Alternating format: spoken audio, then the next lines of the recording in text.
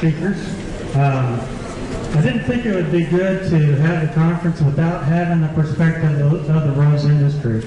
And we have two rose growing companies here in Texas that have a long history of growing roses, and they do an outstanding job. And they've also had a close relationship with the Extension Service for many decades. And we asked them to come and speak and give their perspective on their industry and what they see for the future. So we have Mike Shoop with Antique Rose Emporium and Mark Chamblee with Chamblee's Roses. And thank you, Mike.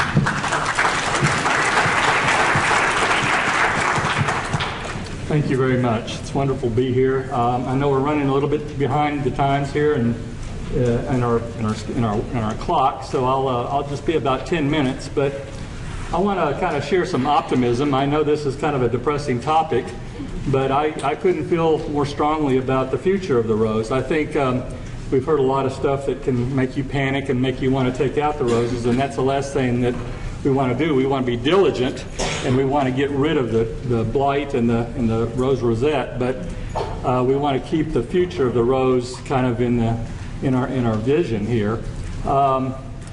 And we've certainly got a maligned plant, unfortunately. I mean, you look through the history of this plant, and you've got, all kinds of onslaughts. The poor thing.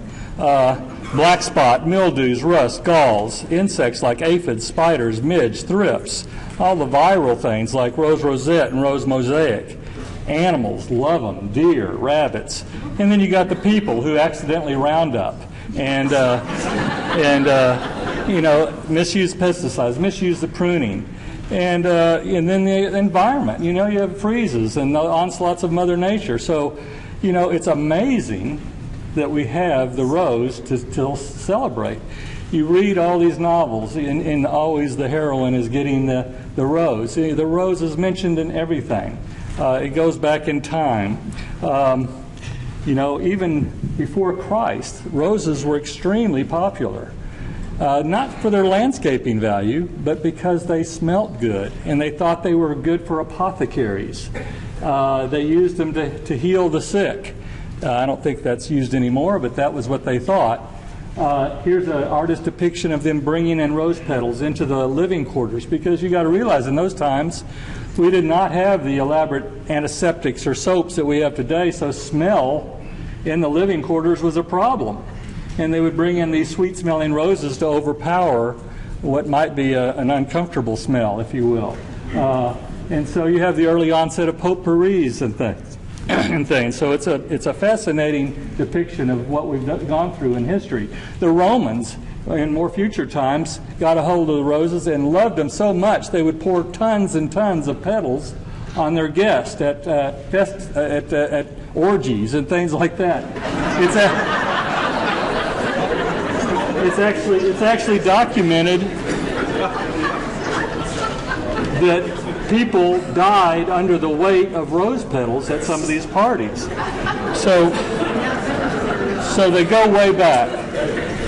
Roses have been used for lots of different things. Even today, I was struck many years ago when I saw roses growing in a vineyard in France, and they planted them at the end of the rows of their grapes.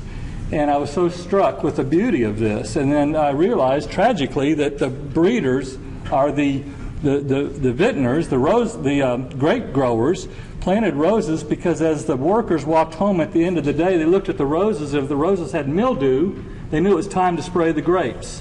So they're indicators of disease. And so the rose has had a maligned history. It's evolved in many different ways, even into more modern times. For the last 150 years, the breeders concentrated all their efforts on getting that beautiful flower that we know today. Jackson and Perkins, Weeks, you've seen all these on the covers of catalogs. They've been gorgeous. They concentrated their efforts on these beautiful flowers, these long-stemmed, fully blown, high-centered, very, very colorful, repeat blooming flowers that we enjoy today, that we exhibit, that we use as gifts, that really powered the industry for so many years.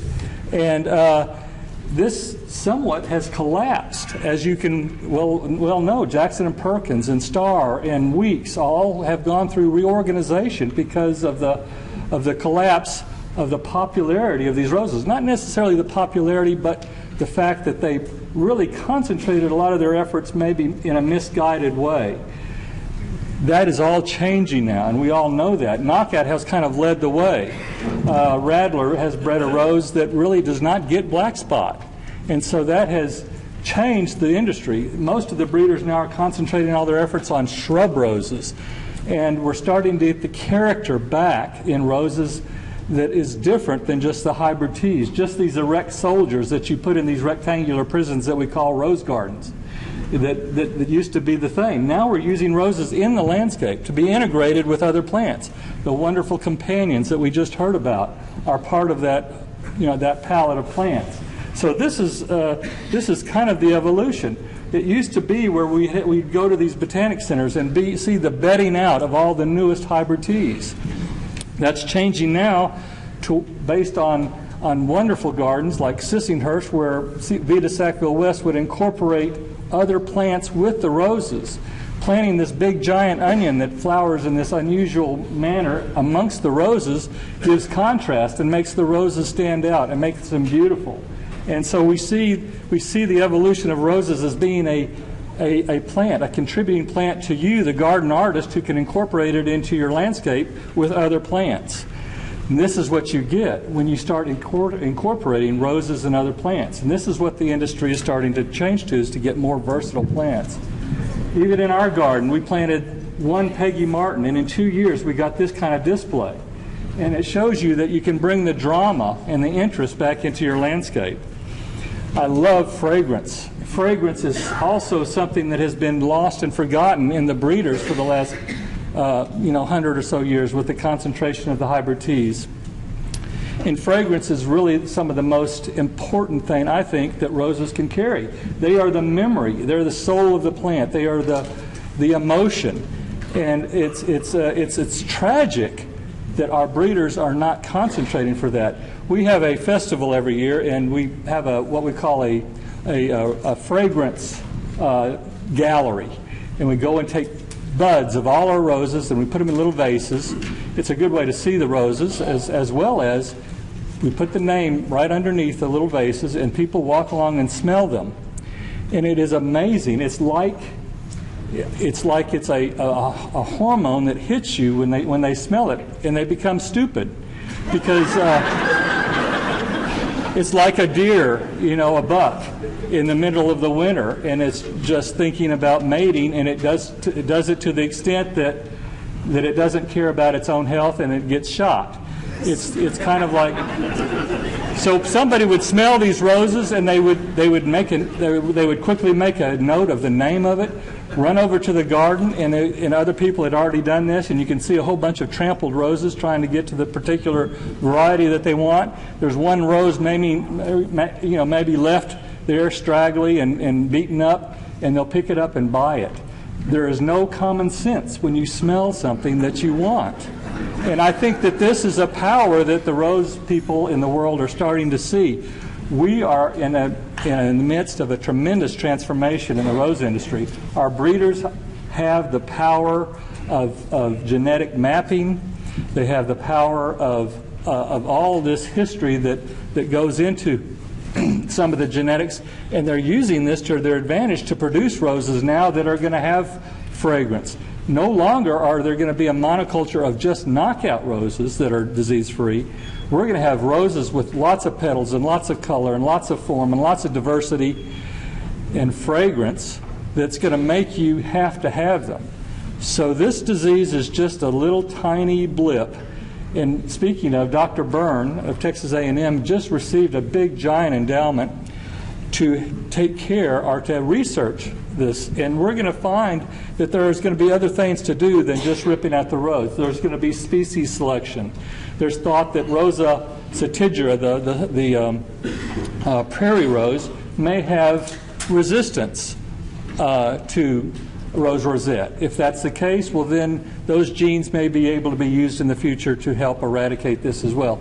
Anyway, there's lots of research and there's lots of things that are positive that are going on that I think are going to change the industry as we see it. That's whimsy. That's I love the creative aspect of people. You know, you go see their gardens and you'll never know what you see. In this particular case, the guy painted a fence, you know, blue and yellow, and he had this cactus that mirrored the fence exactly, so why not paint it? You know, it's those types of things. And I love the nostalgic value of these roses. The history of these roses, you know, really strikes a chord with you. Here's Maddie Breedlove.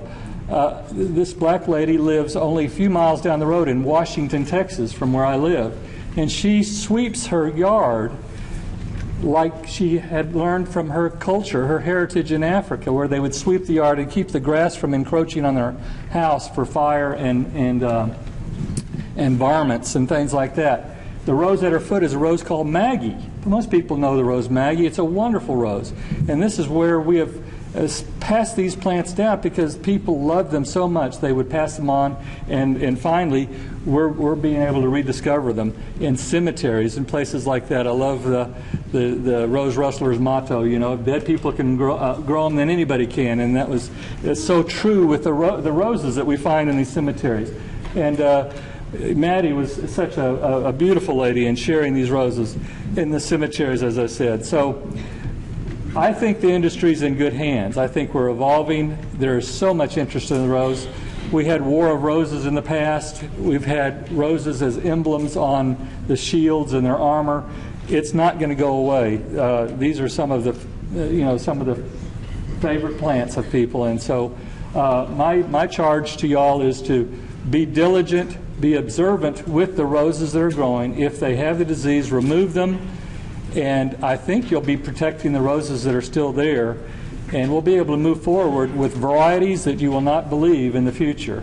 And it'll be a whole lot more carefree types of varieties as well, similar to the knockout, but with the personality that so many of these roses will have, and it'll make it a wonderful little ride. Thank you very much.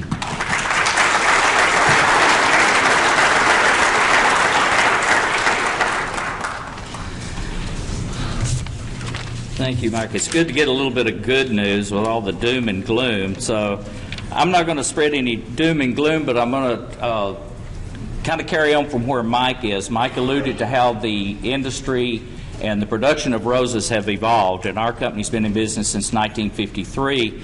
Of course, at that time, the major production of roses in the Tyler, East Texas area were field-grown roses. And that's where Rose Rosette was first seen in the Tyler area, was in field-grown roses. And of course, that production is virtually non-existent today. Most of the field-grown roses now are grown in Bakersfield, California, or around Phoenix, Arizona area. The thing that I want to talk about is possibly how some of this virus has moved, what growers like Mike and I are doing that's a little bit different, where you can rest some assuredness in producers that are able to detect and examine and know this disease when they see it in production and can stop it there before it gets spread to the rest of the U.S. and any other areas that are non-infected. So first off, I'll kind of tell you, and Mike and I discussed this, and I kind of told him my perspective on a shoot from the hip of how this has had an economic impact just in the North Texas and Oklahoma region has been about a 25% decrease in our gross, or in my company's gross revenue as a result of this disease. So we do have a vested interest into it because it's our livelihood. Of course, we produce nothing but roses, and everything that we produce now is, none of it is field grown. It is grown from an on-root method. Now, there is on-root methods of production also in the field grown areas in California and Arizona, and those are professionals. Those guys know what they're doing. They know what to look for. Unfortunately, with the popularity of roses as landscape plants, there are a lot of other producers and plant production corporations that have gotten into rose production. They don't have the knowledge that Mike has, the knowledge that I have, the knowledge that the rose producers have that have done that since the 30s and 40s. So unfortunately, they don't have the technology or the expertise to diagnose the symptoms if they see it in their production. So that's one of the drawbacks. With roses being grown en route, they don't have to be grown in the field, obviously, in California or Arizona, but they can be grown in a greenhouse anywhere in the United States. So therefore, there are rose production facilities in Tennessee, where it is a hot spot. There's rose production companies in North and South Carolina. So that leads sometimes a tendency for a rose to maybe get into production or into a garden center or nursery or landscape situation from a production facility that's not totally aware of what this disease is and how to spot it. So that's a possibility of how it could be spread. So that's one of the disadvantages of the en route production. The advantage, of course, is that we can rogue out any diseased or any virus or any questionable plants. I know Mike's process is the same as ours. If we see anything that looks questionable, it immediately is bagged and put in a dumpster and we get rid of it. So therefore, no cuttings are taken from that plant. One of the advantages to a production company that is growing roses strictly for production and monitoring their inventory is they're going to take their cuttings and their plant tissues and their root their cuttings off of plants within their inventory that they are monitoring and roguing any diseased plants that can be found. So whenever you're getting product, you want to make sure that you do get it or know where the source of that product is so that you can be relied upon that when you're getting the plant to put back in as a replacement, you're starting with a clean plant. You don't want to put an infected plant back in after you've already had the problem to remove it. What I think, and seeing this over the years, back in the 90s, we had some Rose Rosette. Dr. Philly detected it in some field growing operations in the Tyler area. It was controlled back then by roguing and destroying the plants and then by a pesticide application. Unfortunately, the pesticides that we used back then are not things we use today, like dimethoate, diazinon, dursban. Those would kill the aphid mite and keep it from spreading the disease. Any diseased plants that were seen were, of course, rogued out and destroyed in the field. And then it was cyclical and totally eradicated from the East Texas area. We have had no hot spots and no sightings, to my knowledge, of any outbreaks in the East Texas area. Another thing that's kind of for questions that I want for our researchers is why are we not seeing the disease very much in the coastal regions? So is the salty air or salty air climate or the high humidity possibly causing a little bit of resistance to having the spread of the disease? Maybe the mite doesn't like that regional areas. We've seen outbreaks. And I can tell you from one we had in the 90s in Mineral Wells, there's a public garden, and it was absolutely, totally destroyed by Rose Rosette virus. We felt sorry for the people in the garden. They wanted to go back with it. I think Mike furnished them some plants. I know that we did. They went back 2 weeks after totally removing the plants from the garden, and to my knowledge, they've never had Rose Rosette again. So what Claude has said and what we found out from researchers of going back to planting, you don't want to be afraid to do that again. You just want to be cautious when you do it and make the right decisions and monitor what you do. But you can be successful in going back in with rose plantings, following some of the cultural practices that have been said today. I mean, you know, in the Earth Kind Landscape Management Plan, we say space those plants, give them good air circulation. You've seen another reason for spacing so that the plants are not touching, and it makes it harder for the mite to go from plant to plant, and it's easier to rogue those diseased plants if they do appear. So that's all good cultural practices. One thing we noticed, you know, from the North Texas area, we noticed, of course, we sell all over the United States, as Mike does, and we get feedback from our customers and our clients, and they'll send pictures. Thank goodness for the web now. That's a good thing and a bad thing. I mean, everyone knows about the problems, but also we're also available and able to diagnose problems. And we have had a lot of complaints from the disease in the Oklahoma area over probably 3 or 4 years. But our sales staff in the past year, 2014, we did not have one complaint or call from a customer that was having Rose Rosette problems in Oklahoma. So maybe it is on the decline. I don't know. We have seen it become cyclical. It will come through, then it's gone. and you don't see it, don't hear about it or anything for a long period of time, and then there'll be another little hot spot show up. So what you've learned today and what you've been told today about roguing, destroying, and eradication makes perfectly good sense. That's what's got to be done to get back to square one so that we could move forward and possibly get these plants, roses, back in the landscape. We are using in our production some of the pesticides that were mentioned, some of the oils, the abamectin. We're using some oils. Usually every week we'll apply a horticultural oil to our plants, and it's working very well, not only in controlling evidently the aphid mite, but it works well on thrips and aphid and spider mites as well.